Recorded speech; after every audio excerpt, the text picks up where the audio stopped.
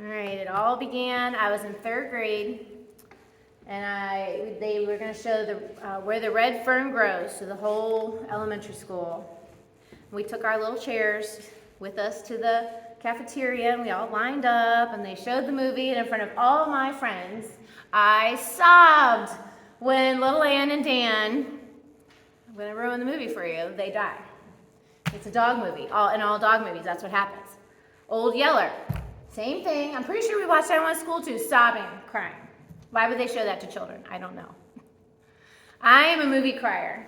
I am. They get me. I allow the movie to take me on that emotional journey. Some movies get me every time. Steel Magnolias. If any of you have seen Steel Magnolias, it's a great cast. Julia Roberts, Olivia Dukakis, Sally Field, Daryl Hannah. There's one more. But who is it? Shirley MacLaine, yes. And in this story, Julia Roberts is the daughter of Sally Field, and she has really bad diabetes. And she dies, and there's a funeral scene. And you can think about it, like, Daryl Hannah is like kind of like the Bible banger. She's like, it's okay, she's in heaven now, it's fine. And Sally Field loses it. She's like, it's not fine. I'm not fine. My daughter's not here. My daughter is not going to get to raise her child. Her child is never going to grow up and know how great her mother was. And she is sobbing. She's like, I just want to hit someone. I'm so mad. I was supposed to die first. And that scene gets me every time. I went to see, for those of us younger folks in the crowd who have kids maybe, I went to see Inside Out in the movie theater. That was a mistake. You've seen Inside Out. She's laughing. She knows. In Inside Out, there's a death. And I was ugly crying. When Bing Bong fades away, I was sobbing like snot. I was not prepared. I did not have enough tissues for that movie. And then my friend took a picture of me, and I was like, that is just rude. It was, that movie gets me up when the wife dies and up. I mean, it's a cartoon. I know it's fiction, and still breaks my heart. The Patriot, have any of you seen The Patriot? When Mel Gibson's son dies and his little girl stops talking, and he takes her to this camp to be safe so he can go fight the bad guys, and she won't talk to him, and he goes to leave, and she runs after him, and she's like, stop, don't go. I will say anything it takes for you to stay here with me and not leave me. These movies get me. Commercials get me. I'm such a crybaby. Commercials will get me. My friends are like, why? It's a 30-second commercial. How are you crying already? It's because I allow myself to feel with those people. I've been fortunate in my life. My parents are still around. But there are people in this room who have lost people super close to us. Parents, grandparents, spouses, kids, maybe, pets. I mean, when I really think about my mister, and he was just a dog, I still start crying. And he's been gone for like 13 years, and I still cry when I think about that. When we lose something so profound in our lives, it shatters our heart. Whether it's a person or a pet or a dream or a relationship. When we lose something like that, it breaks your heart in a way that it just can't seem to ever get put back 100% the way it was. And it's hard. And what do we do with that? What do we do with those feelings? How do we handle that? And I saw this video. It was really helpful for me to understand, because people say a lot of things when someone's hurting that are just not true, and they're actually not very helpful. Like Daryl Hannah. It's fine. Don't be sad. She's in heaven. I am still sad because she's not here with me. It's fine. They're in a better place. That's great. But I'm not. It'll all be fine. With time, you'll just forget all about it. No, I won't. And so someone once gave this analogy, and I thought it was really helpful. I think those of us who have lost someone or something important can relate to that. You're doing fine. And then you smell something. You're doing fine. And then someone says something that reminds you of someone or something. You're doing fine until you tell a story and realize that person is gone. And then suddenly that pain button gets hit again. And it can come out of nowhere, and you weren't expecting it. In the beginning, you kind of gird yourself. You get up, you're like, I don't have the strength, but I'm going to do it. I'm going to at least put my feet on the ground and go to the bathroom and brush my teeth. Okay, I'm up out of bed. I'm going to at least put my clothes on. And every movement takes this extraordinary amount of strength. And eventually, over time, the ball shrinks a little and shrinks a little and shrinks a little. And then we can get up. We go to the bathroom. We get dressed. But then we go to make breakfast. And something happens, and the box is jarred, and that pain button gets pressed again. And over time, the ball gets smaller, so it gets pressed less often. What do we do with that pain? What do you do when you're in that time where the ball is the size of the box? How do we get through life when the ball is big? How do we get through a season when the ball has grown? Because there are certain seasons you'll be doing fine, and then anniversaries will sneak up and get you. How do we handle that? What do we do with that pain? How do we get through it when we don't have the strength to stand up? Well, Jesus shows us in the Bible that he gets it. He came to this earth to live so he could show us that he gets it. Jesus lost people too. We know that when Jesus was 12, that his dad was on the scene, that Joseph, his stepdad, was there. And we know that when Jesus was dying, he asked his friend John to take care of Mary, which tells me that his dad was gone. So Jesus understood what it's like to lose a parent. Jesus understood what it was like to lose a friend and to feel with. When I cry, when I watch a movie, I'm feeling with that person. I'm allowing myself to feel imagine what they're feeling and feeling with them. And so here's a story in John 11. Jesus shows us that he feels with us. It says there was a man named Lazarus, and he was sick. He was from Bethany, the village of Mary and his sister Martha. And so the sisters sent word to Jesus, Lord, the one you love is sick. When he heard this, Jesus said, this sickness will not end in death. No, it's for God's glory, so that God's Son may be glorified through it. Now Jesus loved Martha and her sister and Lazarus. So when he heard that Lazarus was sick, he stayed where he was 2 more days. This part, I never understand this part. Hold on, he's sick. He's sick, he needs help. I'm going to stay here. I don't understand that. And Jesus is trying to say, I stayed here. I'm allowing this painful thing to happen so that you guys can see what I'm going to do, what God can do with it. And after a few days, he said, all right, now let's go back to Judea. And so he told them plainly, look, guys, Lazarus is dead. And for your sake, I'm glad I wasn't there so that you might believe. Let us go to him. On his arrival, Jesus found that Lazarus had been dead in the tomb for 4 days. When Martha heard that Jesus was coming, she went out to meet him, but Mary stayed at home. Lord, Martha said, if you had been here, my brother would not have died.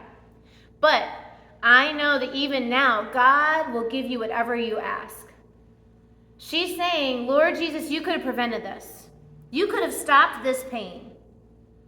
But even now, even while I'm in this pain, I know that you can make something beautiful happen out of it. I trust you. Jesus said, your brother will rise again. And Martha said, I know he's going to rise. I know, Jesus, he's going to rise in heaven. I'll get to see him in heaven. That's great. But what about now? What about today? And Jesus said, I am the resurrection and the life, and the one who believes in me will live, even though they die. And whoever lives by believing in me will never die. Do you believe this? She said, yeah. I believe that you're the Messiah, the Son of God. I believe that you have all power and authority. I believe you're the one I've been waiting for. I believe you have authority. I believe you're a person who gives me hope. And after she said this, she went and got her sister Mary. And she said, the teacher's here and he's asking for you. When Mary heard this, she got up and quickly went out to him. When Mary reached the place where Jesus was and saw him, she fell down at his feet. She said, Lord, if you had been here, my brother wouldn't have died. You could have prevented this. Why didn't you prevent this? And Jesus saw her weeping. And all the Jews and all her friends that had come along with her also were crying, and he was deeply moved in his spirit. He was troubled. He says, "Where is he? Where have you laid him?" And they said, "Come and see, Lord." And Jesus wept. Jesus saw their pain. He was not indifferent to it. He didn't say, "Oh, suck it up, Buttercup. Come on, stop your crying. You know he's going to grow, you know that he's going to live in heaven. You know you're going to see him again. Just stop your crying." No, he sat with them and he cried with them. He saw their pain and he sat with them and he said, "I'm going to sit in this pain with you." And people around them were amazed. They said, "Look how much he loves her." Look, they said, "See how he loved him." They understood that Jesus loved Lazarus. Jesus loved Mary and Martha. And the first thing Jesus did before he fixed anything was he sat with them and he cried with them. He had empathy for what they were going through. Notice he never said these things that people say when we lose something. "It'll be fine. Just get over it. It'll be fine. When you go to heaven, you'll see him again. It'll be fine." Jesus never says, "It'll be fine." He cried with them. Even knowing he was going to raise him from the dead, before he did that, he cried with them. Jesus was once more deeply moved. He came to the tomb, and it was a cave with a stone laid across the entrance. He said, "Take away the stone." And they're like, "But Lord, he'd been in there for 4 days. It's going to stink." Jesus said, "Didn't I tell you that if you believe, you will see the glory of God?" And they're like, "Okay." So they took the stone away. Jesus looked up and said, "Father, I thank you that you have heard me. I know that you always hear me, but I say this for the benefit of the people standing here, that they may believe that you sent me." And when he had said this, Jesus said in a loud voice, "Lazarus, come out." And the dead man came out. Jesus managed to raise Lazarus from the dead. Jesus did this. I think this story shows us a lot. But 2 things I want to point out today. Jesus shows us there is hope. He is showing us physically what is going to happen to us supernaturally. And Mary and Martha said it. They're like, "We believe that through you we will have eternal life. We believe that when we believe in you, there's going to be a better outcome someday. We believe that when we believe in you, we get to go to heaven. And in heaven, things are way better than they are down here in this HE double hockey sticks hole that we're in right now. We believe that someday it'll be better." He says, because they're thinking like, okay, I call it super heaven, right? Because there's a heaven right now, and then there's a heaven after everything is made new. So I call that heaven super heaven. And it says in Revelation, that's the last book in the Bible. It's a prophecy. It's like a looking forward to the future book. He says when it's all said and done, when God has remade the world, he will wipe away every tear. And there will be no more death. There will be no mourning, no crying, no pain, for the old things have passed away. He who is seated on the throne, that's Jesus, is saying, "I'm making everything new. Write this down, for these words are trustworthy." He's saying, "I'm telling you something really important. You better write it down." When we leave this, at some point we will die and we will leave this earth. And we will get to go to heaven. And in heaven there's no more mourning, there's no more crying, there's no sickness, there's no infirmity. Everything is good and perfect in the way God intended it. And that's going to be awesome. So we can hold on to some hope when we've lost someone, that they still exist and that they're in heaven when they believe. I don't know how atheists get through death. I really don't. I don't know how they can do it, because the atheists believe that when you die, that's it. You just cease to exist. That sounds like a terrible way to deal with death for me. Like, where do I find hope and strength in that? All that brings me is sadness. That's one thing that I love about the Christian faith. In the Christian faith, I have hope that when I lose someone, I get to see them again. I really want to hope and believe I get to see my pets again. The Bible doesn't say that, so I don't know where that lands, but my hope is that I love them enough for God to pull them into heaven too. But there's hope for us because we believe that in the end, that we get to be with those people again. We get to hang out with them again. Sit at their kitchen table and eat cookies and watch them cook, whatever it was that you did with that person that you miss, that we get to be with them again. That brings me hope. That brings me strength when I don't know how else to get through the day. But then Jesus also wept with them. And it says that the Lord is close to the brokenhearted. The Lord saves those who are crushed in spirit. When you lose someone or something that's really important to you, you are crushed in spirit. Your heart has been broken. It's been shattered. And you know what? God's right there. He is weeping right there with you.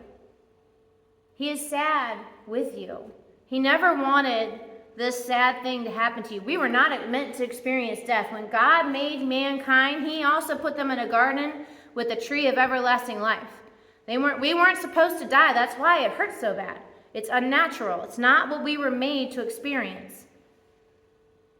When we experience a loss, whether it's the loss of a human or of a relationship, this is how we get through today.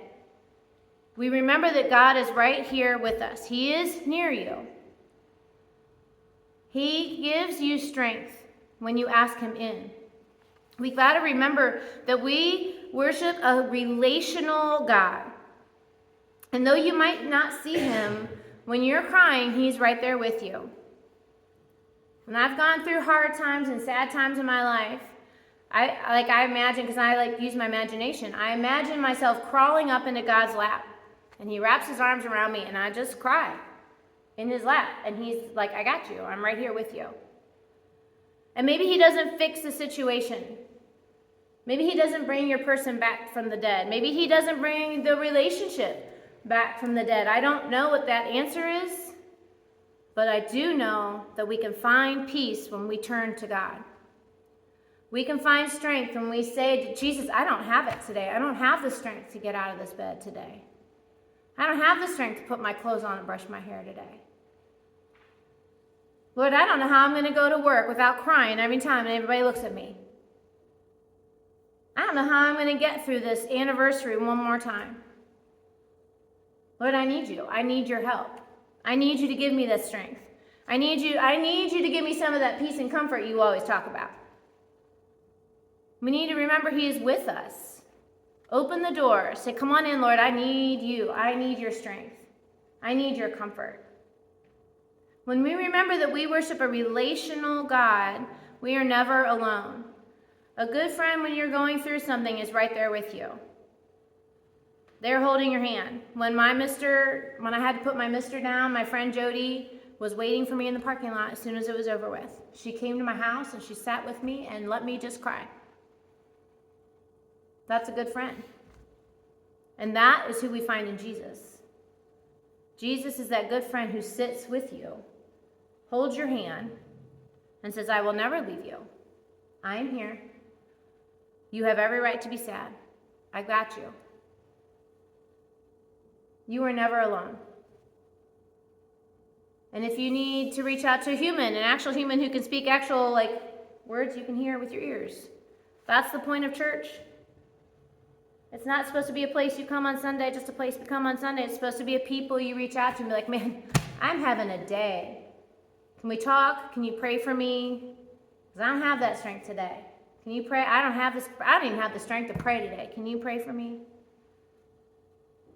That's who Jesus is, and that's who Jesus shows us that we are to be. It says, my flesh and my heart may fail, but God is my strength. God gives you the strength when you don't have it. God gives you the comfort when you can't find it. And so I dare you this week. You could light a candle for somebody, spend some time praying about your loss, asking Jesus to come into that feeling with you, journal about it. Ask God, God, how are you walking with me in this? I'm not seeing you right now, Lord. You say you're with me, but I'm not feeling it. Help me. Help me feel it. Help me see it. Show me the doors you're opening. Because I'm struggling to feel that you're with me right now. You could read the story of Lazarus, or you could memorize Psalm 34. And to engage others, do you know someone else who is hurting, who is suffering right now? Reach out to them. Send them a note or a card or a text. Even just say, hey, I'm here if you need me. Hey, you want me to drop off some food? Hey, let's get out of here. Let's go do something. What can we do to be Jesus' hands and feet to our friends and family who are having that pain button pushed constantly right now? Be thinking about that. And all of God's children said, amen.